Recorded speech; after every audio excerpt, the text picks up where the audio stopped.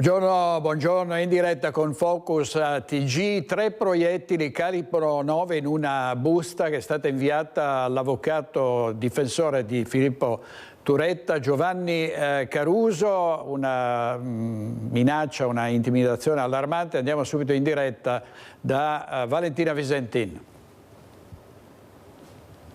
Sì, buongiorno direttore, buongiorno a tutti i nostri telespettatori. Nel giorno in cui Filippo Turetta scontava il suo primo giorno di carcere da ergastolano, il suo legale difensore, il professor Giovanni Caruso, nel suo studio del quartiere Arcella qui a Padova riceveva una busta con 3 proiettili avvolti in un foglio bianco senza nessuna scritta. La busta era una busta bianca con normale affrancatura. È stato proprio l'avvocato Caruso a prendere in mano la busta, ad accorgersi del contenuto e a quindi dare subito l'allarme alle forze dell'ordine. Nel suo studio ieri pomeriggio sono arrivati i poliziotti della squadra mobile, della Digos, della questura di Padova e della polizia scientifica per repertare e analizzare la busta, per capire se ci possano essere alcune tracce che possono ricondurre all'autore di questa minaccia. Una minaccia che ha già ricevuto la condanna ferma delle istituzioni, anche dello stesso Gino Cecchettin, che in un post ha espresso la solidarietà all'avvocato Turetta, dicendo che atti di intimidazione come questi non sono assolutamente a sostegno delle vittime e non fanno neppure il bene della fondazione di Giulia, che si batte proprio per contrastare la violenza. Noi siamo riusciti a raggiungere al telefono l'avvocato Caruso, sentite cosa ci ha detto. Ho ricevuto attestati di vicinanza, condivisione e solidarietà da moltissimi, da molti colleghi, da istituzioni, e non posso ovviamente che compiacermi ed essere particolarmente grato a tutti per questo.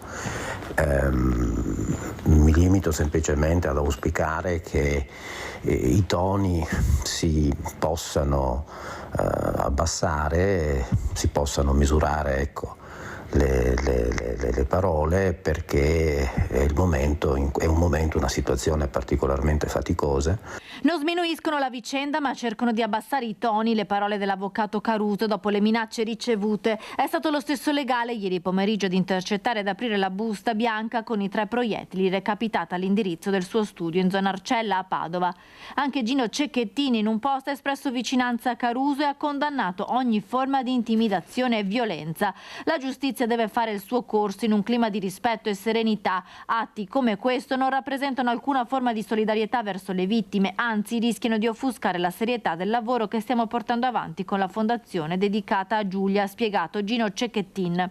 Ritengo che sia il modo migliore di far decantare una situazione così difficile, quello di essere tutti consapevoli che ognuno ha il proprio ruolo e che questo ruolo va rispettato fino in fondo. Ecco, questo ovviamente in un paese civile. Ho ricevuto ovviamente anche l'attestato di solidarietà, questo ci tengo a sottolinearlo, da parte dei colleghi delle parti civili, delle vittime, quindi la cosa mi ha particolarmente confortato e fa seguito, vorrei sottolineare anche a quel occasione di distensione, a quel gesto di distensione che ho avuto personalmente con i familiari di Giulia Cecchettin nel corso dell'udienza del 3 dicembre.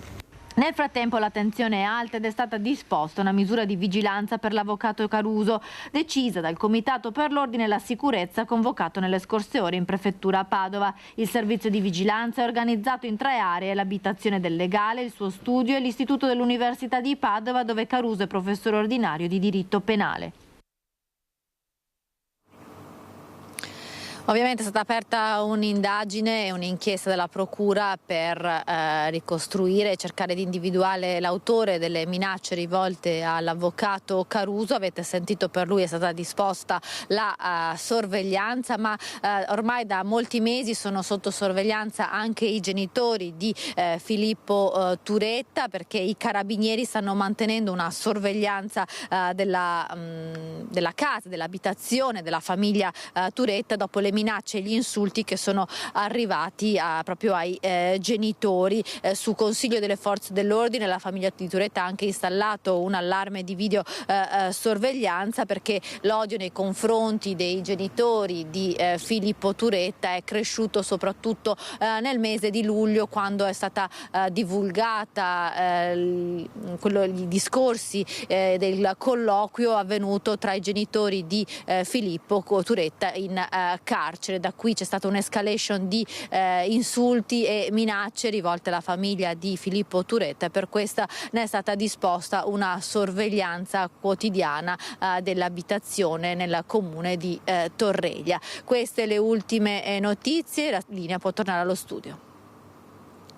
Valentina Visentin e Andrea Benetti per la parte tecnica. Davvero l'odio nei confronti dei genitori di Turetta è inaccettabile, è immotivato. Sono altre vittime del giovane killer di Giulia Cecchettin, hanno un'esistenza rovinata, dovranno probabilmente provvedere anche al risarcimento pesante dei danni che ha ottenuto la famiglia Cecchettin.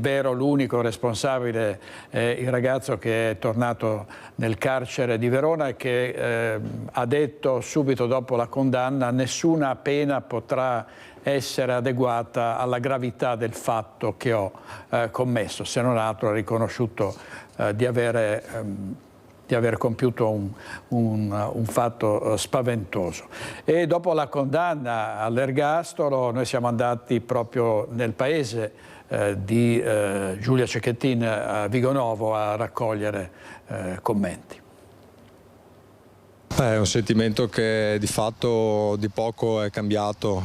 C'era del dolore, permane attualmente ancora del forte dolore, e questo a distanza di un anno lo avvertiamo ancora. Sono tutte occasioni con cui si torna a riflettere sulla circostanza che ha colpito tutti. Il fiocco rosso che ricorda tutte le donne vittime di violenza rimane attaccato qui nel cancello del comune di Vigonovo, dove per mesi è stata anche attaccata la foto di Giulia Cecchettin in altalena, una foto che è diventata simbolo della lotta contro la violenza di genere. Oggi, all'indomani della sentenza all'ergastolo per Filippo Turetta, il suo assassino, quello che rimane qui in questo comune dove la ragazza viveva è soltanto il dolore. In paese tutti sono d'accordo con il massimo della pena stabilito per il 22enne Turetta. È stata fatta giustizia, non porterà indietro Giulia sicuramente, però è una pena severa.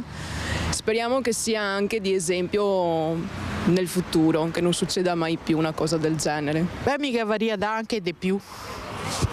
Ecco, di più avrei dato, perché alla fine era stato premeditato. L'ergastolo secondo me l'hanno preso i genitori di Filippo, nel senso che per tutta la vita gli rimarrà un rimorso, un qualcosa di tremendo. Voglio dire, in questo senso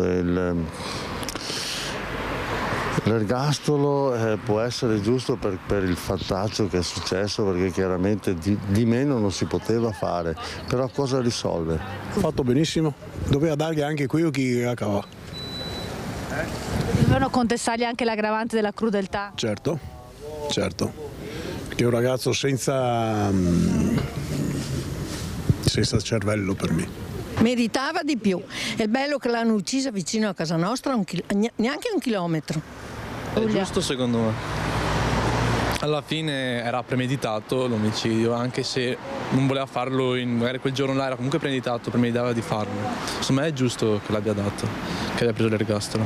La condanna all'ergastolo per Filippo Turetta non vuol dire fine pena mai. Secondo la legge, in caso di comportamento esemplare, dopo 10 anni, ma uno è già stato scontato, quindi sono 9, gli potranno venire accordati dei permessi per frequentare percorsi formativi professionalizzanti all'interno e all'esterno del carcere.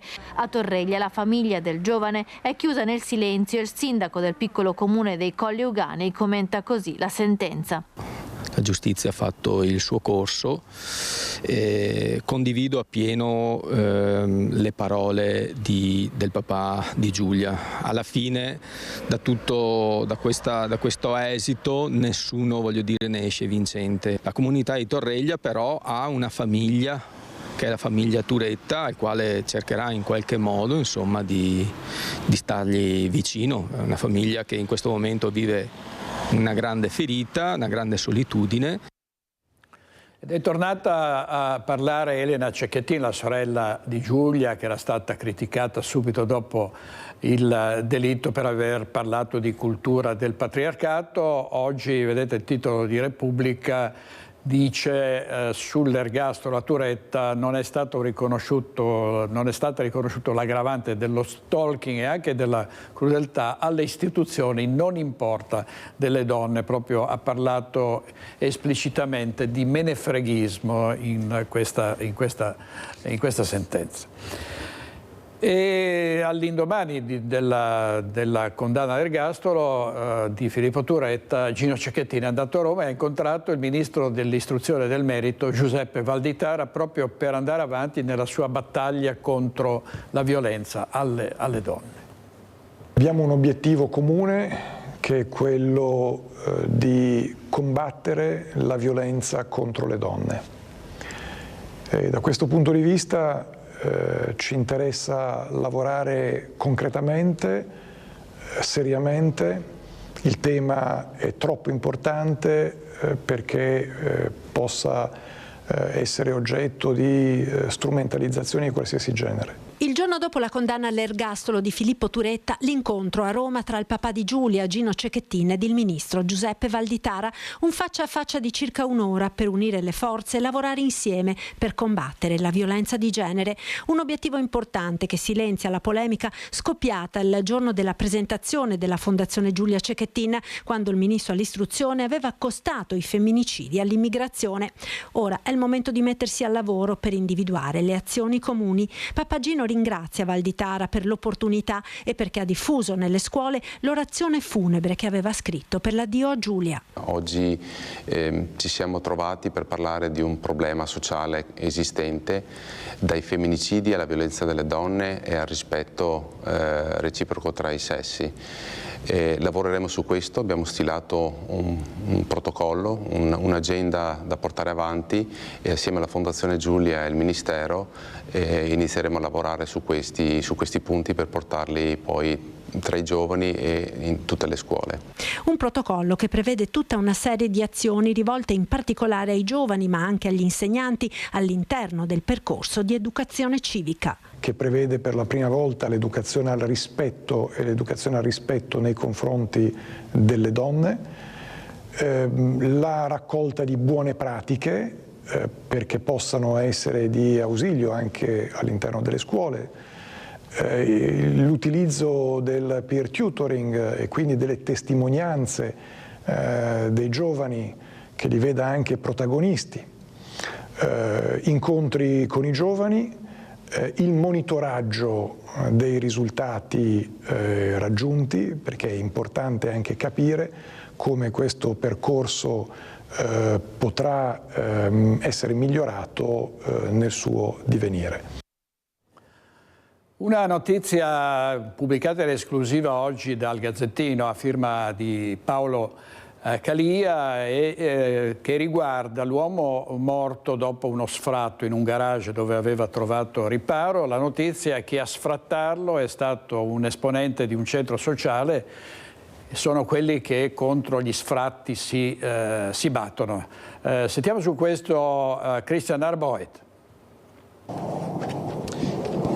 La svolta di per sé è clamorosa, appartiene a un attivista del centro sociale Django dei Caminantes, all'appartamento dal quale era stato sfrattato Marco Magrin, l'uomo morto probabilmente a causa del freddo nei giorni scorsi in un garage del condominio di via Castagnole a Treviso, dove appunto c'era questo appartamento. Una svolta per l'appunto clamorosa perché appunto l'immobile appartiene a questo attivista che tra l'altro la scorsa settimana aveva protestato proprio per l'emergenza abitativa in Consiglio Comunale, interrompendo l'assemblea. Qui con me il sindaco di Treviso Mario Conte per commentare a caldo questa vicenda che per appunto ha dei risvolti clamorosi. Sindaco. Sì, innanzitutto è giusto ricordare che purtroppo stiamo parlando di una persona che non c'è più, nel senso che nel degrado soprattutto sociale questa persona è venuta a mancare. I risvolti di queste ultime ore sono clamorosi, nel senso che è proprio uno di quegli attivisti che è venuto qui in municipio a protestare, che si è fatto paladino della giustizia degli sfrattati in via Pisa, che ha sospeso l'attività del Consiglio Comunale a Palazzo di Trecento proprio sul tema della casa e degli sfratti, mentre protesta per garantire la casa a tutti, in quel frangente sostituisce le serrature di casa e sfratta questa persona facendola finire in un garage con il finale che ahimè tutti conosciamo. Una situazione davvero che intanto deve far riflettere tutti anche sul ruolo sociale che le associazioni hanno e le istituzioni hanno. Una persona che non era nemmeno iscritta al registro anagrafico del Comune di Treviso, una persona che non era mai stata messa in contatto con gli assistenti sociali del Comune di Treviso, e poi leggere oggi che il proprietario di casa dichiara di non sapere che questa persona viveva nel suo garage, francamente mi sembra un grande atto di irresponsabilità e anche una mezza bugia. Io spero che venga fatta chiarezza nel rispetto del lavoro di tutti e soprattutto nel rispetto della vittima, che nonostante avesse qualche problema è una persona e va rispettata, e coloro che fanno i paladini dei diritti dovrebbero prima guardarsi dentro prima di andare a professare e a dare lezioni di moralità alle istituzioni, perché dopo quello che è successo non che ce ne fosse bisogno, ma la credibilità di Caminantes e Django è stata completamente distrutta. Noi ovviamente siamo in attesa di avere la versione anche dell'attivista di Andrea Berta, stiamo tentando appunto di contattarlo. A quanto pare Berta aveva ereditato questo immobile dalla zia qualche anno fa. All'interno di questo immobile c'era per l'appunto il Magrin con la compagna, ma appunto nel corso della giornata cercheremo di avere ulteriori dettagli. Sindaco. No, se posso aggiungere, è una vicenda che però deve essere approfondita, nel senso che ci sono tanti aspetti da chiarire anche da un punto di vista del rispetto della norma, sia da un punto di vista della presenza di queste persone all'interno dell'appartamento, sia da un punto di vista dello sfratto, sia da un punto di vista della responsabilità del proprietario che, pur sapendo della presenza di questa persona nel garage, non ha provveduto ad avvisare nessuno. Voi farete delle verifiche, mi pare di capire, attraverso la polizia locale? Credo che ci siano anche i parametri e le condizioni per un esposto e dopo qualcuno farà chiarezza su questa vicenda. Grazie Sindaco Mario Conte. Grazie a Cristian Arboit e a Nicoletta Rizzetto per la parte tecnica. Oggi in regia Renato Capoglia e Simone Merlo. Adesso andiamo a Bassano del Grappa perché c'è un problema sicurezza legato all'alcol somministrato a giovani, ad adolescenti. Sentiamo che novità ci sono. Assessore Campagnolo, in pochi giorni 2 blitz delle forze dell'ordine per stroncare situazioni legate alla fornitura di alcol a minori in città. Qual è la situazione? Si è valutato con la Polizia di Stato, con l'Autorità di Pubblica Sicurezza, di cominciare un percorso di verifica in vari punti della città, perché su segnalazioni ripetute del responsabile del CERT si comincia a ragionare su una piaga che rischia di diventare una piaga sociale dell'alcol ai minori. Quindi in questi 2 locali che erano già stati in qualche modo attinti dall'attenzione delle forze dell'ordine, si è trovata questa recidiva e quindi ben venga questa iniziativa, questi provvedimenti del Questore di Vicenza a chiudere questi 2 locali, e in particolare il Bar Roma e la Pergola, per 15 giorni. Se dovesse esserci un'ulteriore recidiva c'è il rischio della sospensione della licenza. Questo per dire che il commissariato ha tutta l'intenzione di insistere non solo nelle prossime festività ma anche a seguire, insistere nei controlli con l'ausilio naturalmente della polizia locale, che in questa occasione ha dato buona prova di sé nel fornire supporto sul posto e nel costruire gli atti amministrativi e penali che avranno seguito successivamente. Questo vuol dire che la regia, chiamiamola politica, di una serie di controlli come questi è importantissima, deve partire dall'alto, deve partire da chi amministra in collaborazione con chi ha il polso dei problemi sociali, questa cosa. Avevamo già attivato un colloquio importante con la Polizia di Stato, col commissariato, anche, come ho detto prima, con le sollecitazioni del SERT che segnalavano questo rischio di piaga sociale. Sì, è vero che è importante colloquiare e attivare un programma di controlli sistematico come si è iniziato a fare. Sarebbe importante colloquiare anche con il comando della polizia locale, cosa che a vedere un po' quello che è successo forse non succede.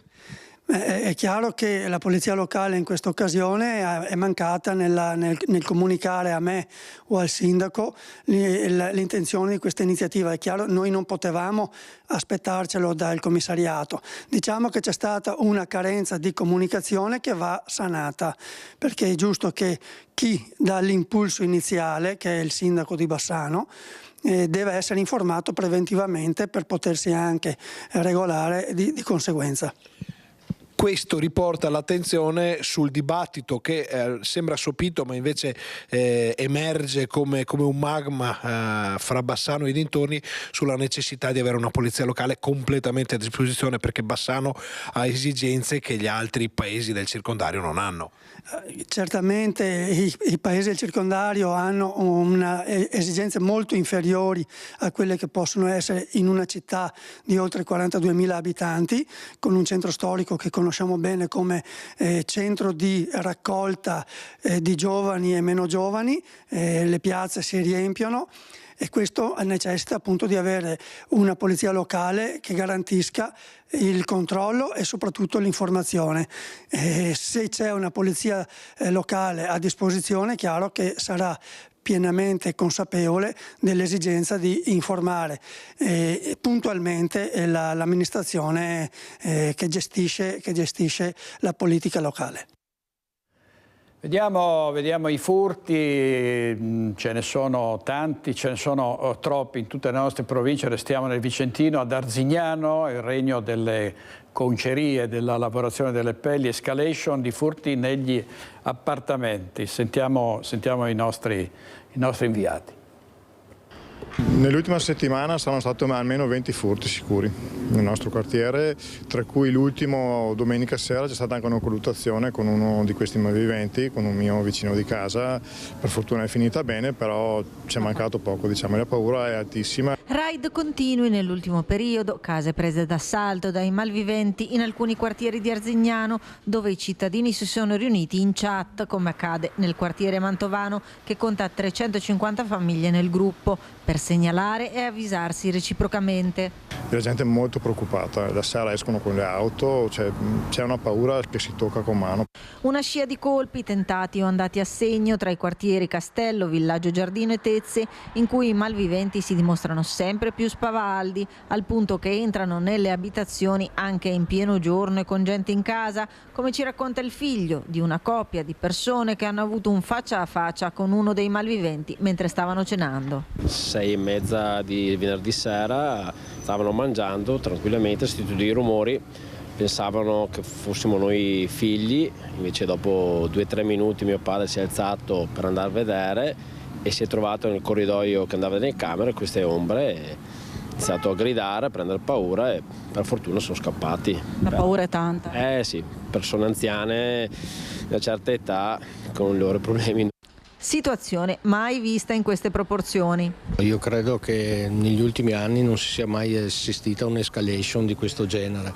Infatti siamo passati da singoli episodi a una continua presa d'assalto delle case. Questo è stato il dato che ha portato l'amministrazione comunale a scrivere anche al prefetto per chiedere una maggiore presenza nel nostro territorio. Lo avevamo già fatto alcuni mesi fa. Ieri il sindaco ha scritto direttamente al prefetto per cercare di avere un supporto perché siamo realmente preoccupati della situazione. Vengono prese di mira anche le sale slot, vediamo un titolo, uno dei tanti titoli che sono usciti oggi, tra Veneto e Friuli, rapine nelle sale slot, arrestato a Milano un bandito latitante. Vediamo il nostro servizio, Christian Arboit. È stata letteralmente sgominata la banda che nell'estate scorsa ha colpito diverse sale slot a cavallo tra il Veneto e il Friuli Venezia Giulia, nello specifico tra Marca Trevigiana e Udinese.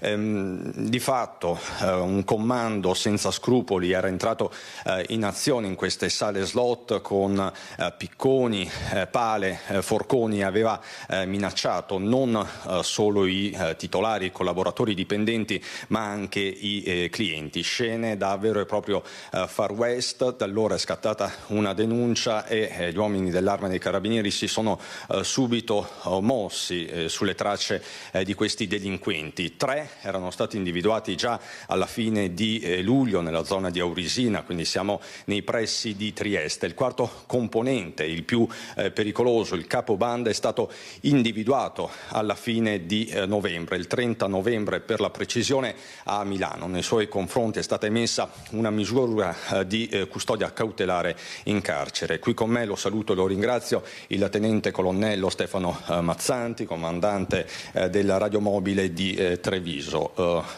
Tenente, insomma, un bel risultato. Sì, è stato un risultato che si è svolto, come ha detto lei, in due momenti. Il primo di iniziativa, nel senso che la prima attività investigativa ci aveva consentito di acquisire elementi che convergevano su un'autovettura.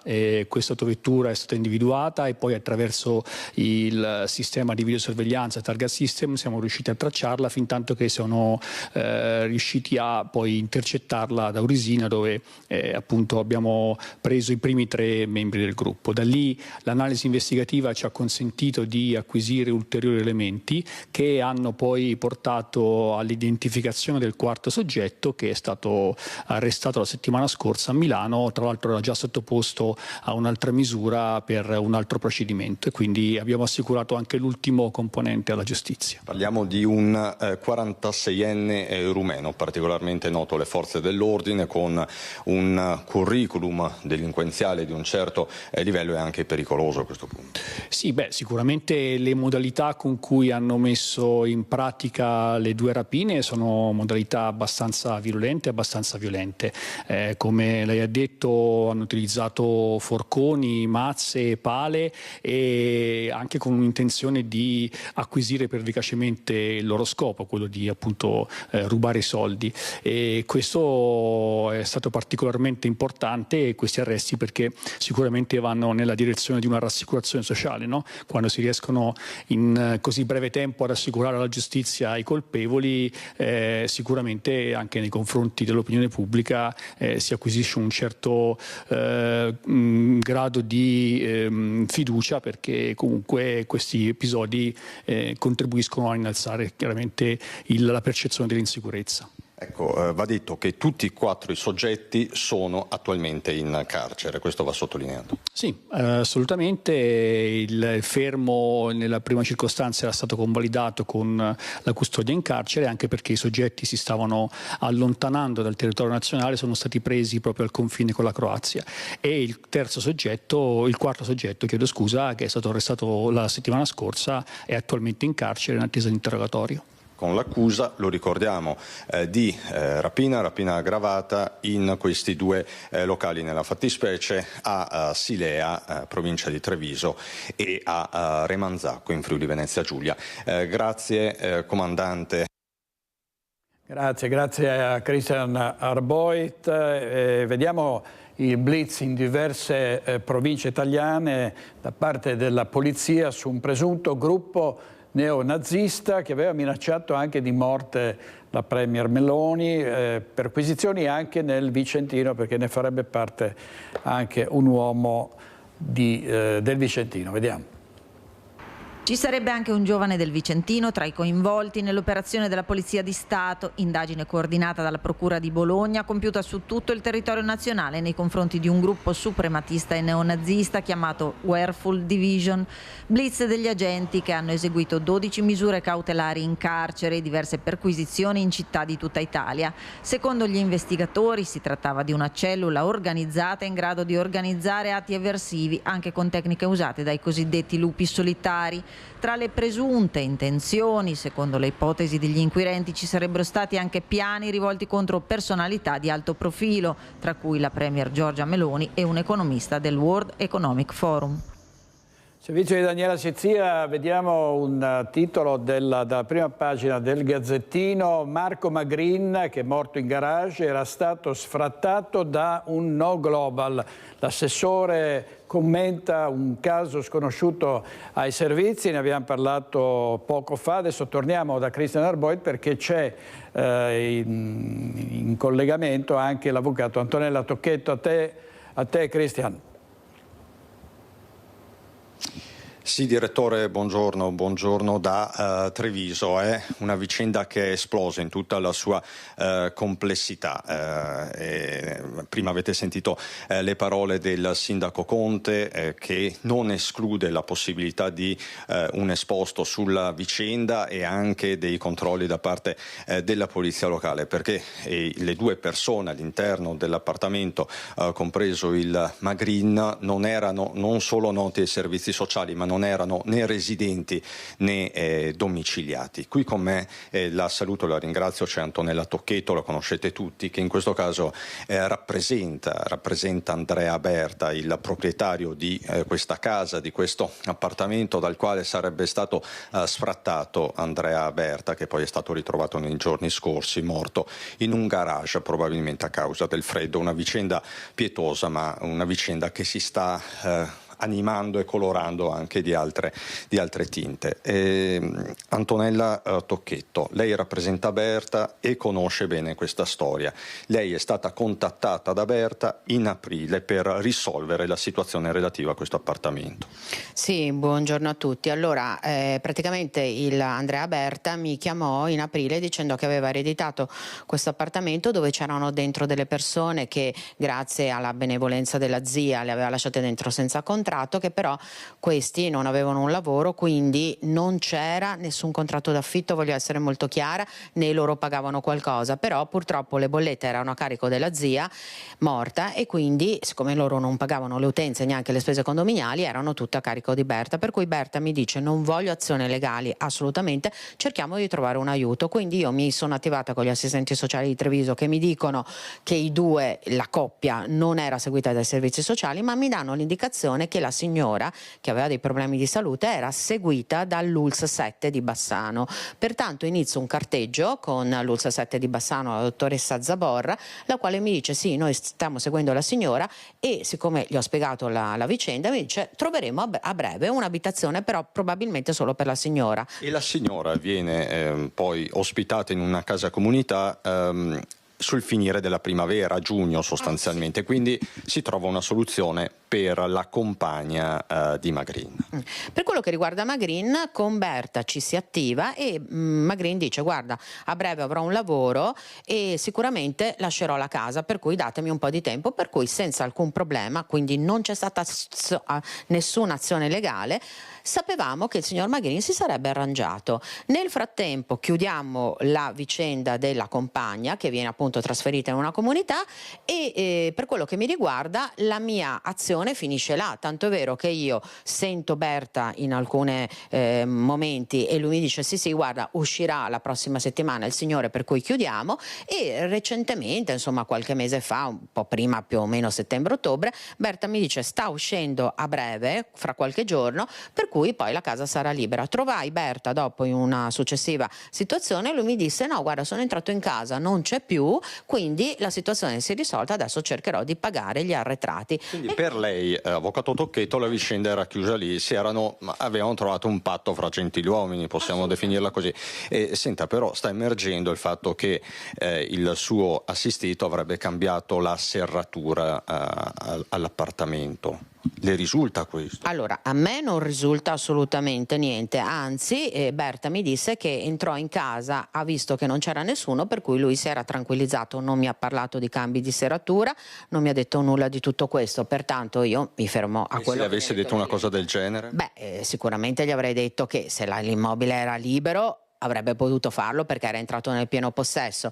Se invece aveva notizia che fosse ancora dentro, non si può fare, non si può cambiare la serratura perché bisogna fare un'azione legale, ma so che Berta le conosce bene queste cose, per cui allora, io non so niente del cambio di serratura, ma nel qualora l'avesse fatto, l'avrà fatto perché era consapevole che la casa ormai era libera. Ma proprio per l'attivismo del Berta, la sorprende come legale questa cosa? Allora, Berta ha sicuramente agito in buona fede e ripeto, l'incarico quando mi ha telefonato era quello di trattare questa situazione con delicatezza senza nessuna azione legale.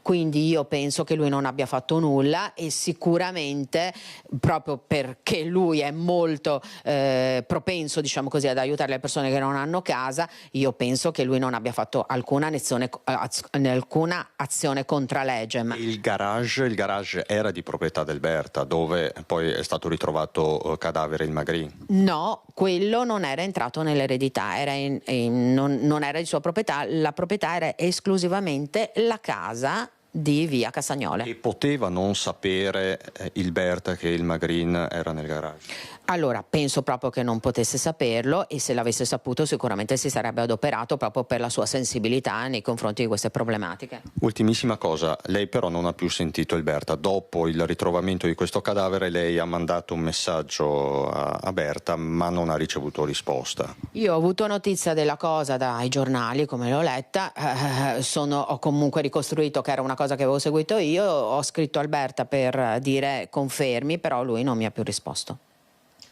Grazie avvocato Antonella Tocchetto, chiaramente è una vicenda che sta facendo discutere l'intera città proprio per l'attivismo del Berta, che poco meno di una settimana fa aveva fatto irruzione con il centro sociale Django, l'associazione Caminantes in consiglio comunale, interrompendo anche i lavori. C'era stato un ampio dibattito, le immagini erano diventate anche virali, quindi chiaramente si è aperto un confronto serratissimo dal punto di vista politico, con questo esposto che aleggia da parte di Casugane, che di fatto ci ha confermato anche il sindaco Mario Conte. Ti posso dire, direttore, che proprio in questi minuti mi è arrivato anche un messaggio da parte di Gaia Rietto, che conoscete tutti, che è la rappresentante del Django, e nel pomeriggio manderanno una nota, un comunicato. Insomma, la vicenda è esplosiva e la polemica è servita.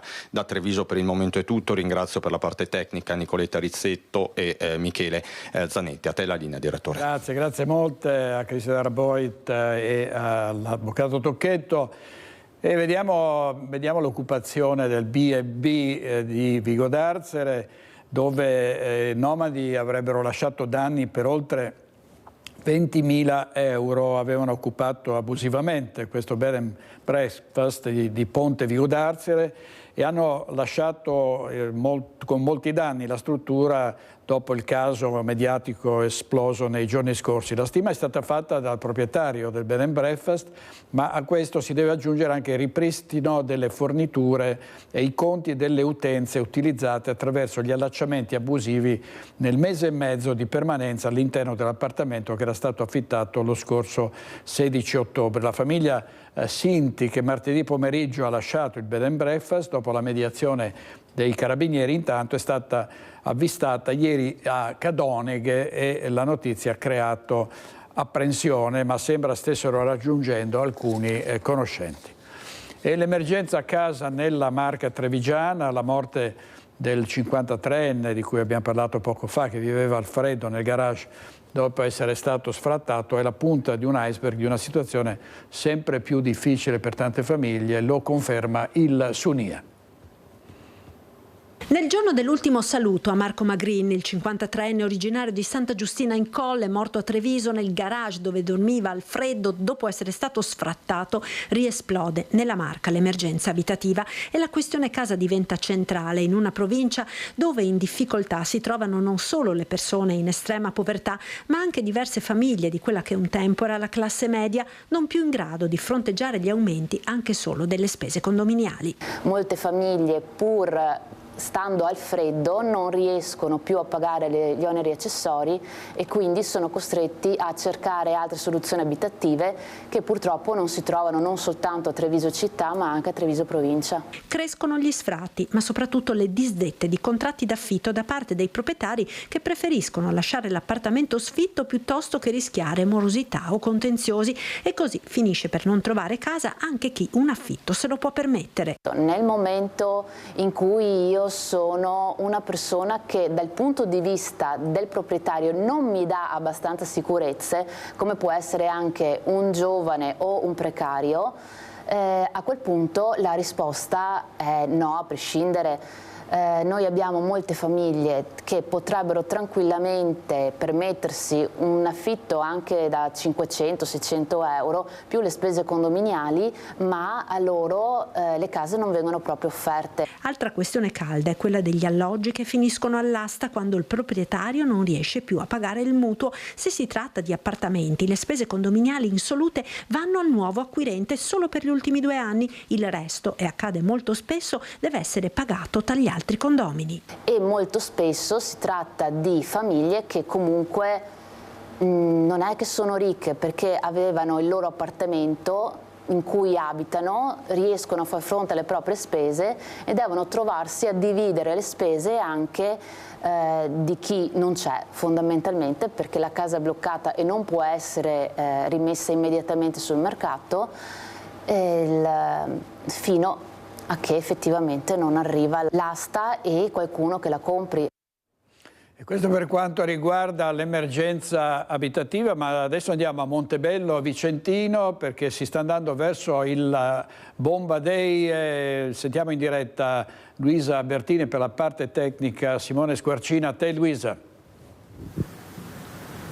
Sì, buongiorno direttore, buongiorno ai nostri telespettatori. Sono in compagnia con il vice sindaco di Montebello Vicentino, Stefano Valente, perché oggi c'è stata una delle riunioni tecniche che si stanno svolgendo in questi giorni proprio per la pianificazione del Bomba Day previsto a Montebello Vicentino il 15 dicembre, perché è stata trovata una bomba della seconda guerra mondiale nell'ambito dei cantieri TAV. Oggi riunione tecnica che ha fatto il focus in modo particolare sulla viabilità, proprio perché saranno chiusi dei caselli autostradali e quindi tra le preoccupazioni c'è anche quella che la viabilità, che di solito viene incanalata all'interno dell'autostrada, si rivolga tutta alla viabilità ordinaria. Quindi oggi una pianificazione, una riunione importante. Buongiorno Assessore, che cosa è emerso? Niente, è emerso quel problema che stavi dicendo sul discorso della viabilità e soprattutto per la questione autostradale. verrà chiusa anche la ferrovia, quindi c'è anche un problema di ferrovia, però RFI ha già predisposto 3 navette sostitutive, quindi anche lì sarà risolto il problema. Quindi saranno sospesi 6 treni locali, poi quali caselli verranno chiusi, in quali fasce orarie? Allora, in un primo momento l'autostrada verrà chiusa verso le 9:30 dal casello di Montebello al casello di Montecchio. Se per caso si vedrà al momento il problema doveva intensificarsi, si pensa di chiudere San Bonifacio e Vicenza Ovest, quindi diventerà una cosa veramente più impegnativa, diciamo, per le forze dell'ordine. Ecco, tutto partirà alle 8:30 e ci sarà un centinaio di evacuati nelle zone, diciamo, interessate dalle operazioni. Alle 8:30 cosa succederà e per queste famiglie quale sarà la soluzione alternativa? Allora, alle 8 in punto sarà aperto il CCS presso il comune di Montebello e dalle 8:30 alle 9:30 l'evacuazione di circa un centinaio di cittadini del nostro comune che adesso stiamo informando, e per quelli che potranno andare da parenti benissimo, per quelli che invece avranno bisogno di aiuto verrà predisposto presso il Palazzetto dello Sport un punto di ricovero, di ritrovo, dove che verranno serviti anche dei pasti. Ecco, tutto dovrebbe concludersi entro le 14, dove poi la bomba, una volta prelevata, sarà fatta esplodere altrove. Sì, infatti si pensa per le 14 sia tutto concluso e che verrà portata, come diceva Adalionte, su una cava e fatta brillare là, diciamo. Quindi per le 14 dovrebbe essere tutto concluso, ma naturalmente sono eventi un po' particolari che bisogna vedere al momento. Ecco, tra l'altro Montebello è già abituato a questo tipo di attività, perché proprio nel 2022 c'era stato un altro Bomba Day, quindi situazione già quasi definita anche per quanto riguarda i treni e la viabilità. Io ringrazio l'assessore per essere stato con noi. Grazie molte a Luisa Bertini e a Simone Squarcina per la parte tecnica. Abbiamo parlato prima dei ladri in azione ad Arzignano, hanno colpito anche a Nove. Sentiamo Monica Smiderle. Non accenna a placarsi l'ondata di furti che si sta registrando da settimane ormai nell'intero comprensorio bassanese. Ci sono dei territori che sono particolarmente presi di mira dalla malavita, stiamo parlando di Tezze sul Brenta, ma anche di Pozzoleone, di Romano Dezzelino, di Nove. Ci sono continue segnalazioni da parte dei cittadini anche sui social, cresce l'allarme, cresce la preoccupazione. Con noi c'è l'assessore alla sicurezza del comune di Nove, Marco Carlesso. Nove ancora presa di mira dai malviventi, dai ladri che hanno messo a segno dei furti in alcune abitazioni. Purtroppo sì, anche sabato si sono registrati altri furti, tentati furti. Però questa volta per fortuna con l'aiuto dei Targa System le forze dell'ordine sembra che abbiano intercettato le auto usate per arrivare e per fare il colpo. Sono stati dunque individuati i mezzi dei ladri, poi che cosa è successo? Li avevano anche intercettati, solamente che poi sono riusciti a fuggire. Infatti avevano abbandonato un'auto, però si sono dileguati a piedi e hanno preso un'altra auto che poi è stata ritrovata il giorno seguente verso Reggio Emilia. Senta Assessore, si diceva cresce la preoccupazione naturalmente dei cittadini, cresce l'allarme perché anche il suo comune, l'intero territorio bassanese davvero è sotto assedio in queste settimane. Purtroppo sì, infatti adesso stiamo valutando per vedere cosa fare per aiutare le forze dell'ordine proprio per questo. Già loro hanno fatto un grande sforzo, perché da quello che ci risultano in questi giorni sono stati aumentati i controlli, soprattutto nel periodo pomeriggio serale, e adesso stiamo vedendo con loro come possiamo muoverci per aiutarli. Grazie ai Targa System, si diceva, è stata individuata l'auto dei malviventi, sono attive anche le telecamere del sistema di videosorveglianza e ricordiamo che un paio di giorni fa è stato siglato in prefettura un accordo che darà modo alle forze dell'ordine di collegarsi direttamente con le immagini dei sistemi di videosorveglianza, questo ovviamente per facilitare la tempestività di intervento anche delle forze dell'ordine. Sì, questo è stato un grande passo avanti da parte, si ringrazia proprio la prefettura, perché per arrivare a questo accordo di mettere a disposizione delle forze dell'ordine tutta la parte di Targa System e videosorveglianza.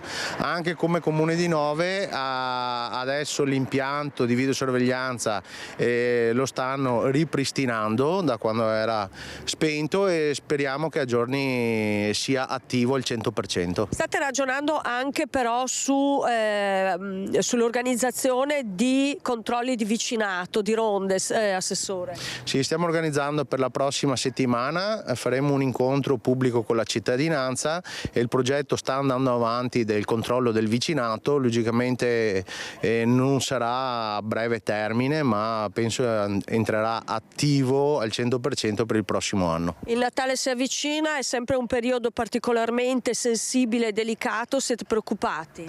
C'è la preoccupazione ma abbiamo già fatto richiesta per aumentare i controlli da parte di carabinieri e polizia locale.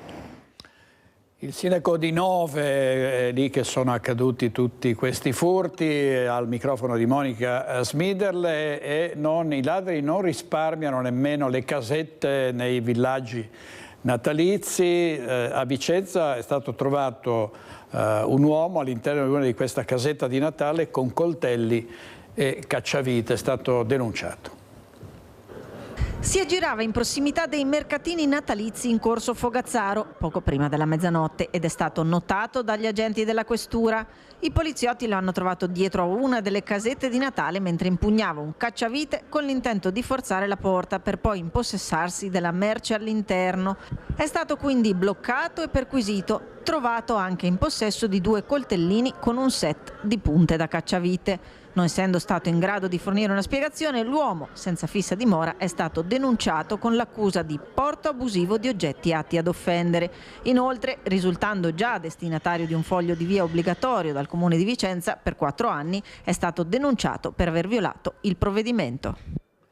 A Sant'Elena, nella Bassa Padovana, 5 persone rimaste intossicate dalla stufa a pellet. La famiglia è stata salvata grazie alla madre che si è svegliata in tempo e ha allertato il marito e i figli. Ci sarebbe un malfunzionamento della stufa a pellet all'origine dell'intossicazione da monossido di carbonio di una famiglia marocchina residente nel comune di Sant'Elena. L'allarme è scattato in piena notte quando la mamma si è alzata per bere dell'acqua e si è accorta che l'aria era irrespirabile. La donna ha svegliato subito il marito e i 4 figli, salvando così la vita all'intera famiglia. Il padre e il figlio maggiore sono stati curati all'ospedale di Schiavonia e sottoposti ad ossigenoterapia e dimessi. Altri 2 figli invece sono stati ricoverati nella camera iperbarica della pediatria di Padova. Il 4º figlio, quello in condizioni meno gravi, è stato curato sempre a Schiavonia in pronto soccorso. Secondo quanto ricostruito, la stufa a pellet non era stata installata correttamente, i fumi sarebbero entrati nell'abitazione saturando l'aria. Incidente sul lavoro mortale a Fontaniva, a perdere la vita un operaio specializzato di 48 anni, residente in provincia di Pisa e dipendente da una ditta toscana, travolto dal tronco di una catasta di legno.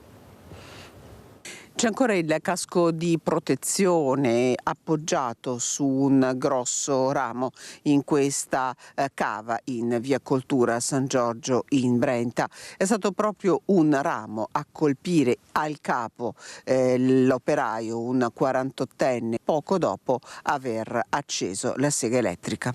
Erano le 8:45 quando qui in via Coltura Fontaniva si è consumata la tragedia.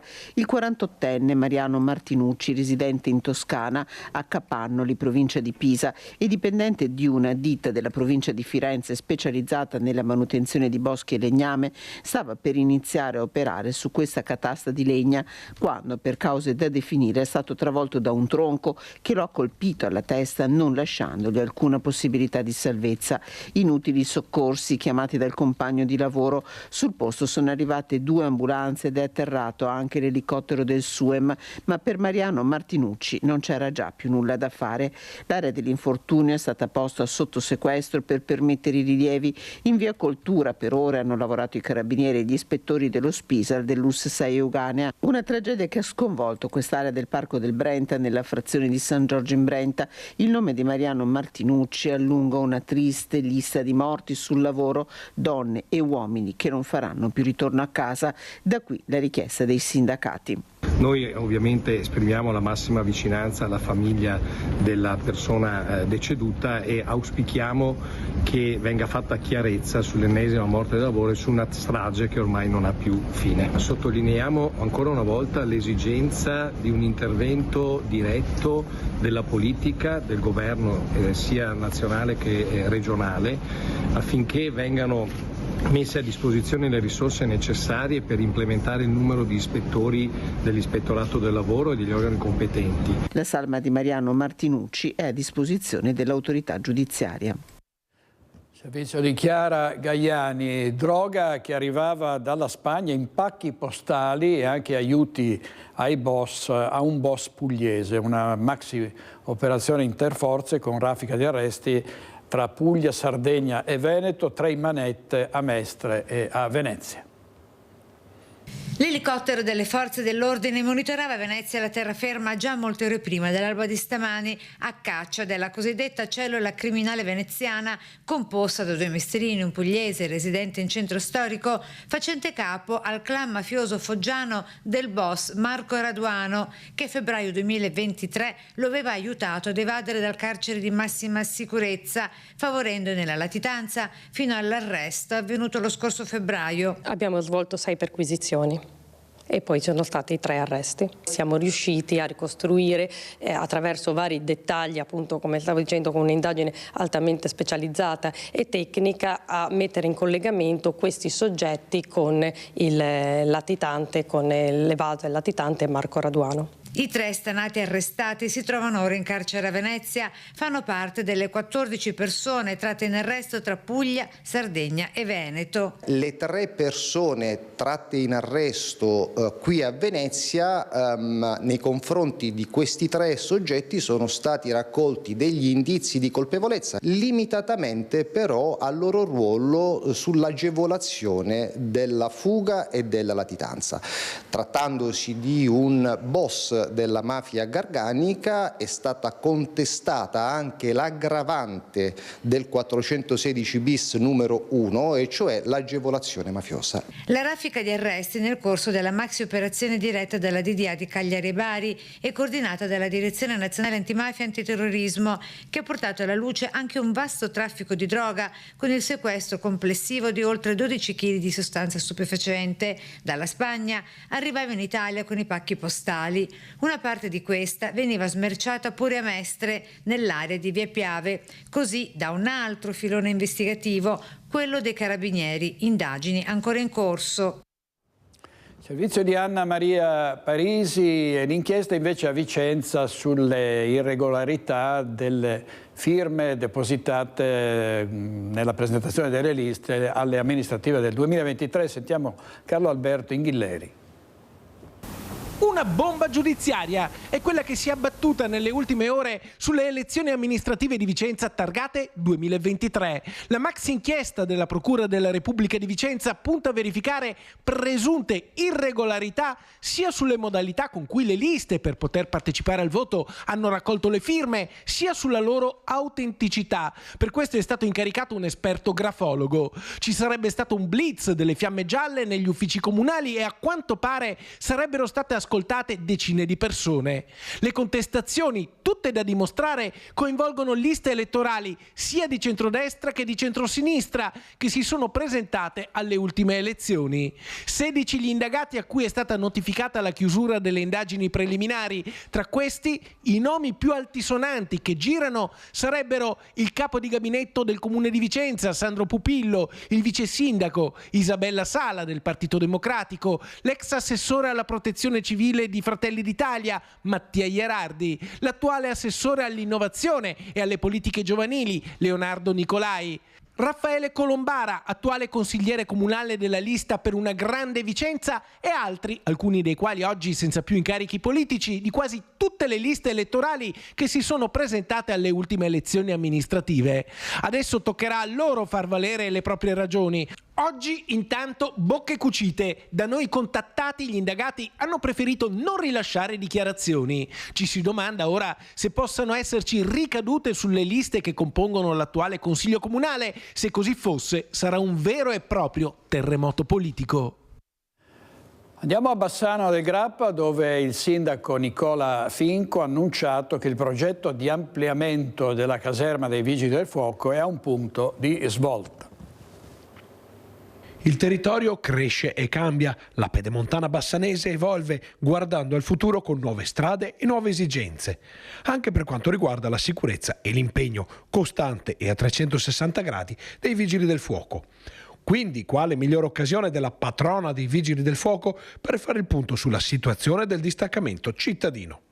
Basta chiedere e le risposte arrivano assieme a buone notizie. Siamo ancora in fase di permuta, ma speriamo quanto prima di chiudere la partita, in quanto anche dall'ultimo incontro che abbiamo fatto in prefettura c'è una progettualità ben chiara su Bassano di ampliamento dell'attuale stazione caserma dei Vigili del Fuoco, perché sta diventando un presidio fondamentale per tutto il territorio, ma soprattutto anche alla luce dell'apertura della pedemontana. Il mosaico, composto da molte tessere e che ha bisogno di tanta pazienza e di parecchio tempo, inizia a mostrare il suo disegno.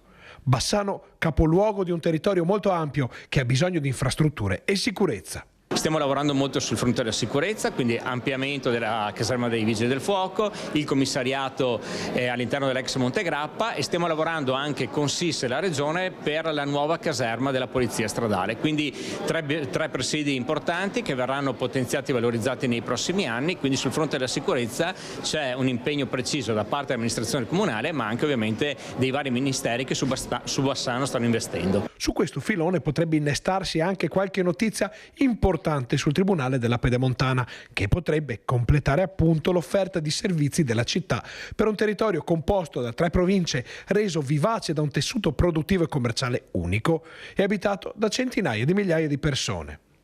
Notizie, dicevamo, che potrebbero arrivare a breve, visto che l'anno volge al termine.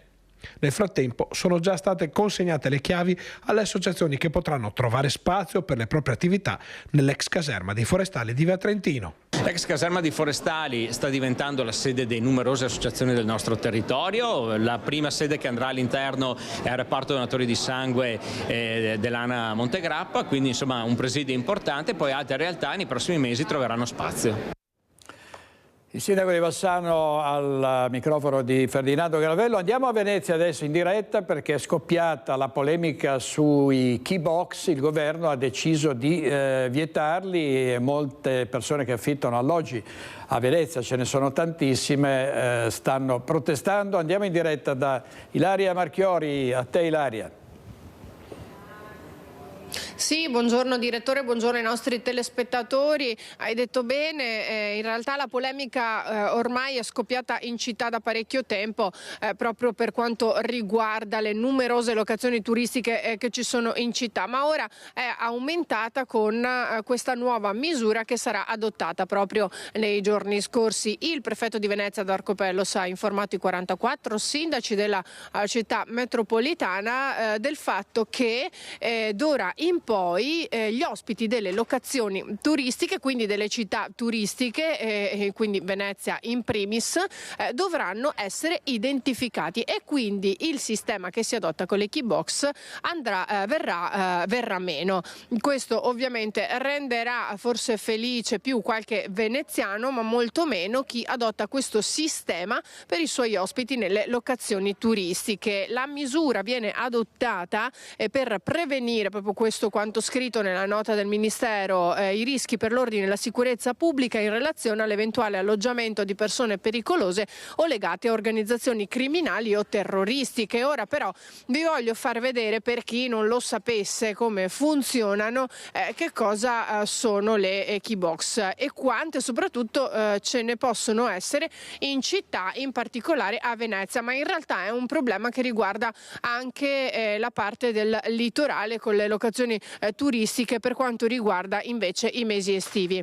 Vi voglio far vedere, allora, innanzitutto qui c'è già un bel lucchetto e ve lo facciamo vedere. Ma soprattutto ci sono varie tipologie. La prima è quella che riguarda questi tastierini, vedete basta comporre il codice che viene fornito online all'ospite e una volta composto potrà entrare nel suo alloggio. In questo modo non c'è l'incontro con il proprietario, l'ospite non viene identificato e quindi gioco forza può entrare. Ma come vedete noi stiamo percorrendo questa via, in realtà sono pochissimi metri e vi faccio vedere che a distanza proprio di pochissimi metri ce n'è già subito un'altra. Qui c'è sempre il sistema del tastierino, come vedete è un tastierino diverso ma il principio è lo stesso, ma c'è anche l'altro, perché c'è anche quello con la chiave. Vedete, poi una volta ritirata la chiave, perché specifichiamo che il tastierino permette di entrare, una volta all'interno si ritira la chiave. Quando poi la vacanza è finita, la chiave viene riposta qui dentro in questa cassettina che funziona un po' come la cassettina della posta, e quindi poi se ne va. Il fatto che non ci sia mai o comunque quasi mai l'incontro col proprietario o comunque tra ospite e proprietario è proprio quello che ha indotto il Ministero a mettere in atto questa misura, perché vengano appunto identificati gli ospiti di queste strutture e si abbia una mappatura di chi sono, proprio per assicurare maggiore sicurezza alla città e quindi anche all'ospite stesso, ma anche a chi affitta, perché abbiamo visto che ci sono stati episodi alquanto spiacevoli come l'ultimo, in cui in un bed and breakfast B&B c'è stata appunto un'occupazione da parte di ospiti che poi non sono più usciti dalla struttura. Dunque questa è la decisione del Ministero, noi continueremo a seguirla, sentiremo appunto anche le voci del Comune. Da Venezia è tutto, restituisco la linea allo studio. Grazie molte Ilaria Marchiori e a Sandro Ponchio per la parte tecnica. È un duro colpo per i proprietari di case, perché è molto comodo lasciare le chiavi oppure la tastierina che faceva vedere Ilaria per entrare in casa, altrimenti devono andare indietro. Molti abitano non lì vicino, no? E quindi è una grossa scomodità, e si dice così malevolmente che non è tanto per la sicurezza ma per colpire gli affitti brevi, per aiutare gli albergatori. Ne parleremo ancora, adesso andiamo in pubblicità e poi parliamo di danza. Non ci sono danza e balletto, non ci sono limiti di età, ne parleremo tra poco, state con noi.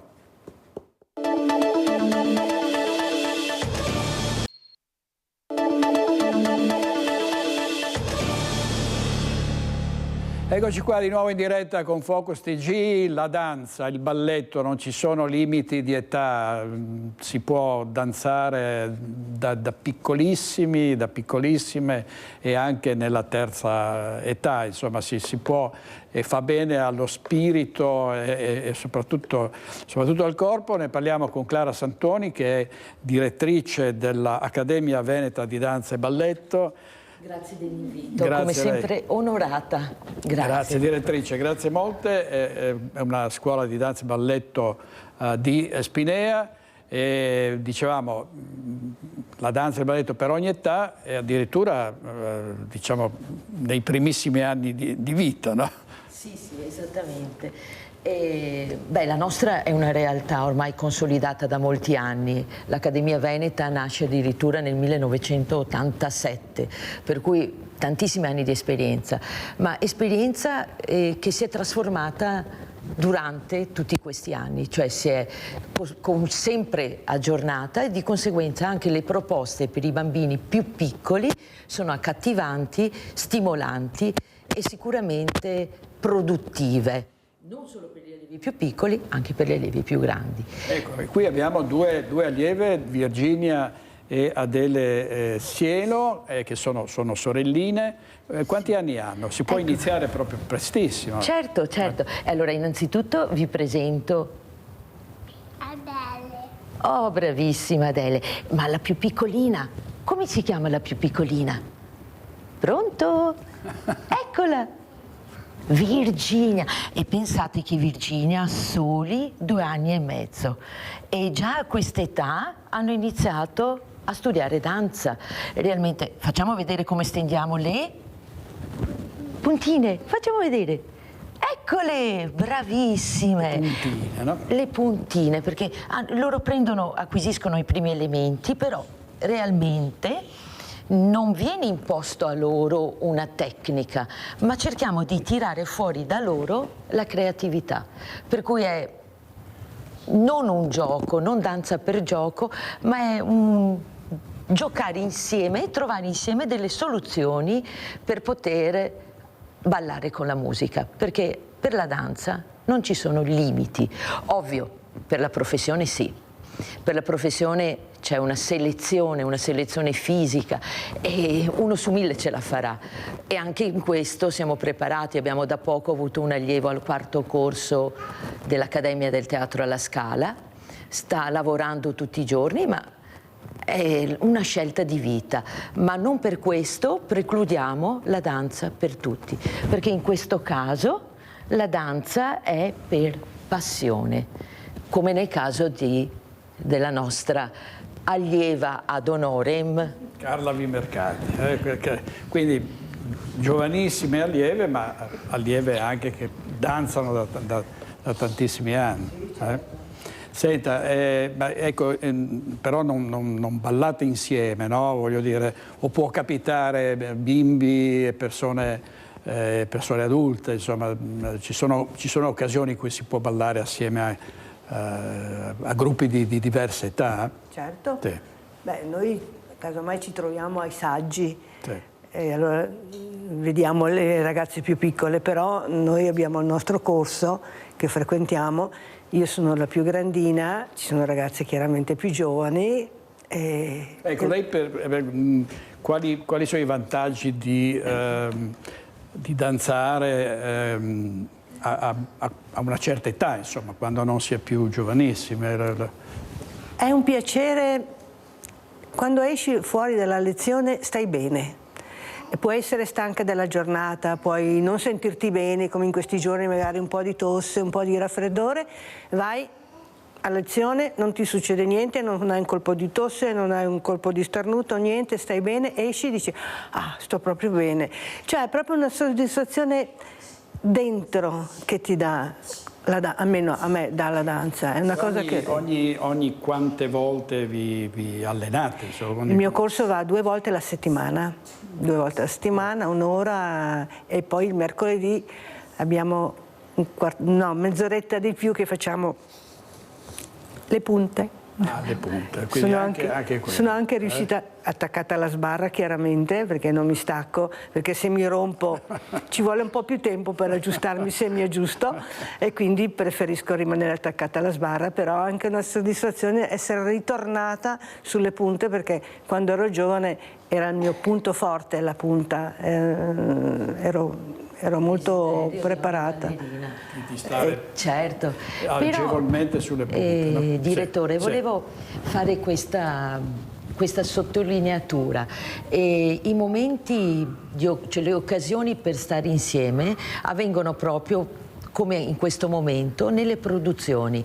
Per esempio adesso stiamo lavorando per lo Schiaccianoci, e anche la piccola Adele farà parte del cast dello Schiaccianoci, e anche le persone più grandi, essendoci il ruolo dei genitori, degli adulti, faranno parte di questa produzione.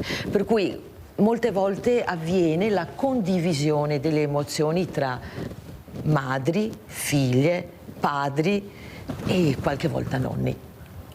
È molto bello, devo dire, no? Anche sotto questo punto di vista. E poi, tra l'altro, lei era stata qui con un giovane ballerino ucraino, Dimitri. Dimitri. Infatti adesso questa produzione siamo proprio in fibrillazione, perché la faremo il 14 dicembre al Teatro Bisuola, al Teatro del Parco Bisuola a Mestre. Faremo 2 recite e ovviamente l'onore del primo ballerino sarà tutto di Dimitri, ma parteciperanno molti allievi della scuola. Ecco, perché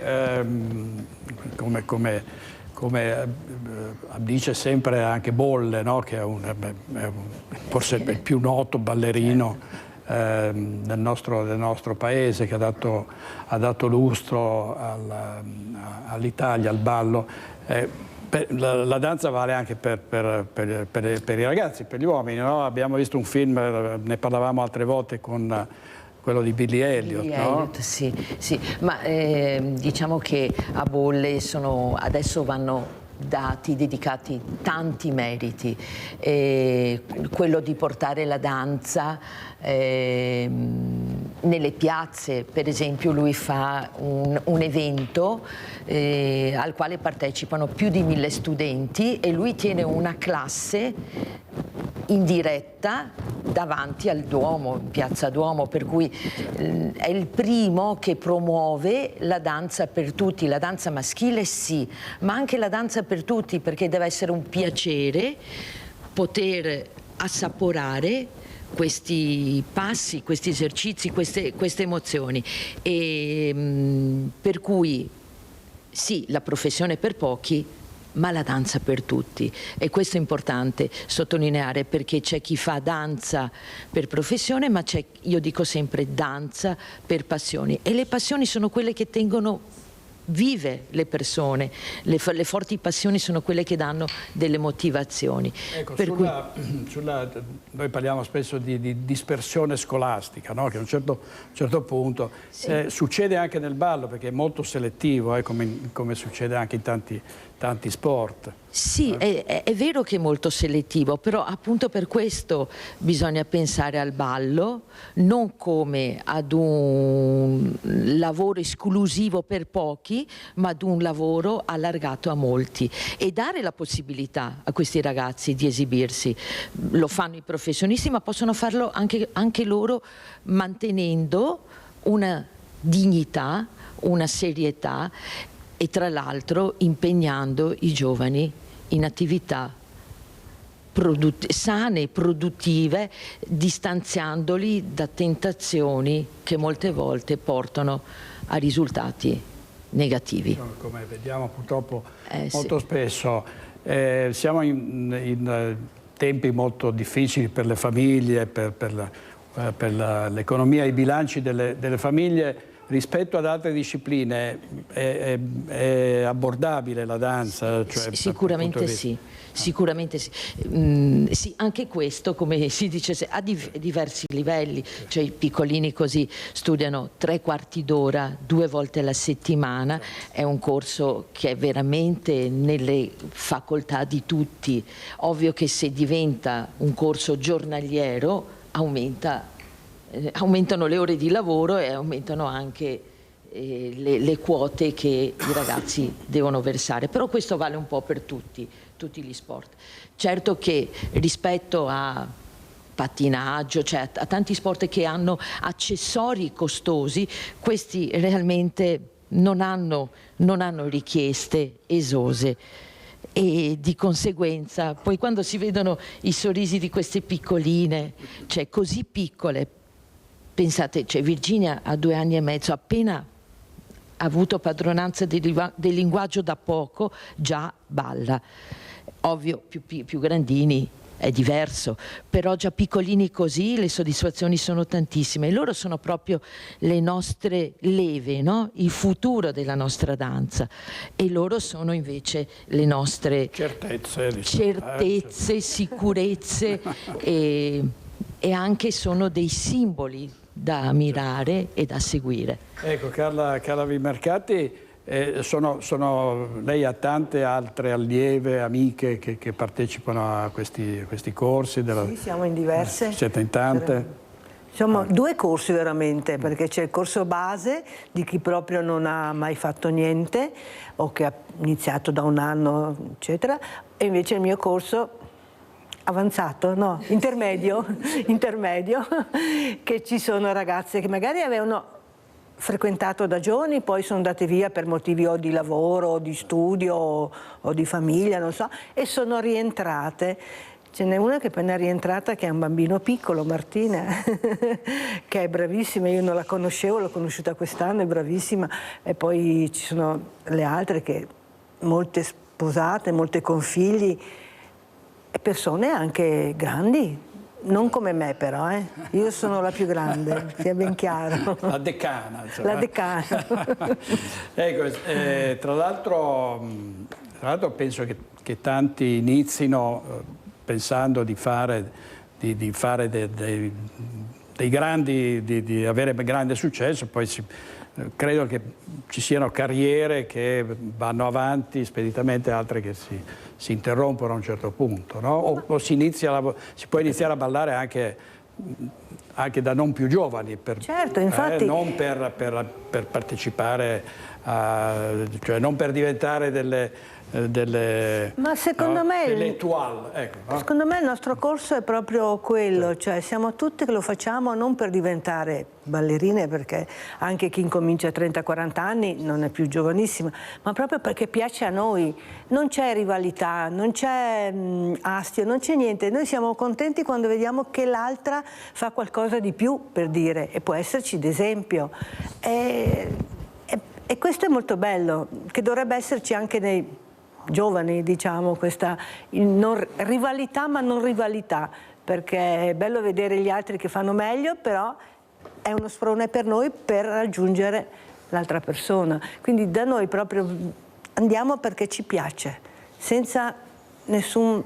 Sì, poi partecipate anche alle proposte della scuola, per cui non manca mai il gruppo adulto che fa delle esibizioni sempre apprezzate moltissimo, peraltro, per cui voglio dire non c'è limite neanche al mettersi in gioco, a esibirsi, a donare emozioni e provare emozione, no? Beh, il saggio è stato il saggio di quest'anno è stato bello tosto. È stata dura. Sì, è stata dura perché ci ha fatto fare la sbarra, cioè sbarra e centro e diagonali. Non è così semplice.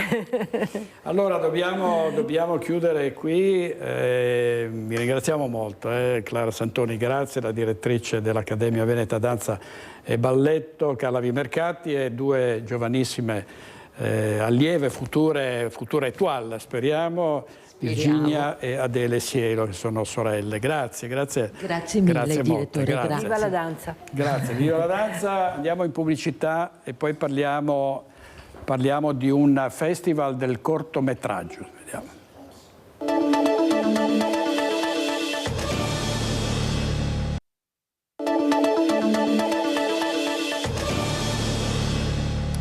Ultima parte di Focus TG, andiamo in diretta al Festival del cortometraggio, collegati Corrado Cortese, spesso ospite di Focus, e il presidente del Polo Marconi SPA, Domenico Zanini, che ne è anche fondatore. Allora Cortese, ci spieghi di cosa si tratta?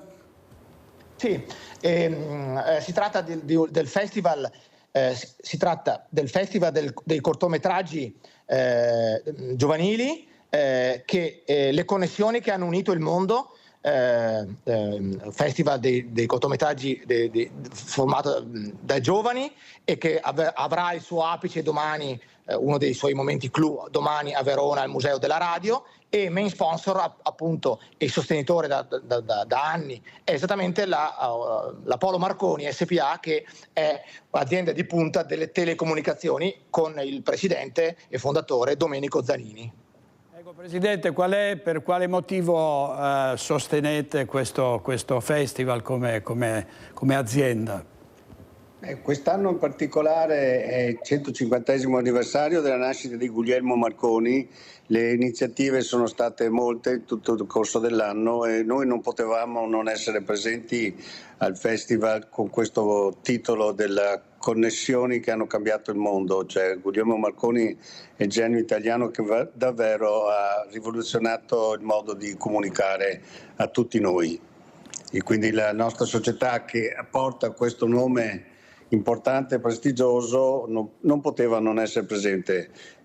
Inoltre c'è l'entusiasmo di vedere questo festival, che è diventato una realtà importante, con pensare a 3.000 studenti che partecipano 600 scuole che portano opere, veramente sta diventando una realtà importante, l'abbiamo visto fin dall'inizio e adesso potremo continuare anche in futuro a sostenere questa iniziativa molto molto entusiasmante. Ecco Presidente, telecomunicazioni, vedevo un convegno che avete tenuto a metà novembre tra innovazione, insomma quali sono i versanti delle telecomunicazioni oggi per quanto vi riguarda in particolare? Finanza, cultura, vedo, innovazione?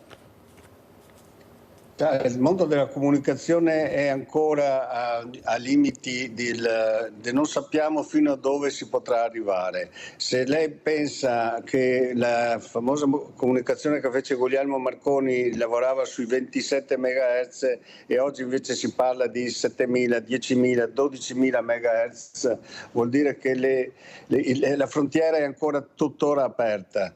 E certo che poi in termini industriali, imprenditoriali, noi ci siamo applicati su questa cosa con un grande laboratorio, perché il titolo di chiamarsi Marconi mi consente di dire che siamo un grande laboratorio, ma ci dedichiamo ai settori specifici, quello dei trasporti, dove le stanno cambiando veramente in maniera sempre più importante e interessante le comunicazioni. Quindi settore di grande entusiasmo. Corrado Cortese, spesso ospite di Focus la sera, parliamo spesso anche di intelligenza artificiale oltre che di diciamo audiovisivo, insomma c'è una grande ripresa del cinema italiano in questo momento anche in Veneto con tanti set aperti. Secondo lei Cortese quali sono le prospettive, no? In un momento in cui l'economia sta un po' scricchiolando? Penso che la tecnologia e la conoscenza delle tecnologie sarà una fonte per il futuro dei giovani, un punto di forza grandissimo. In Polo Marconi ovviamente è un punto di diamante in Italia per la ricerca su questi temi, sì. E penso che esattamente un arretramento, abbiamo parlato spesso con lei anche dell'automotive e quant'altro, le tecnologie, le comunicazioni, come diceva il dottor Zanini, i trasporti, sono i pilastri anche di un'agenda di sviluppo che non può prescindere da questi punti. E ovviamente il Veneto come location per i cortometraggi o per i lungometraggi, con o senza paura dell'intelligenza artificiale, ma facendosi affiancare e sfruttando la tecnologia della intelligenza artificiale, può essere una fonte di location fondamentale anche per una ripresa anche del cinema e del cortometraggio come mezzo per far conoscere e promuovere, perché no, promuovere, diciamolo a chiare lettere, il territorio veneto. Non c'è dubbio, grazie molte, grazie Presidente, grazie a Corrado Cortese, a presto e chiudiamo qui questa edizione di Focus TG, grazie a Renato Cappoi e a Simone Merlo. In regia ci vediamo stasera alle 21:20 con Focus. Arrivederci.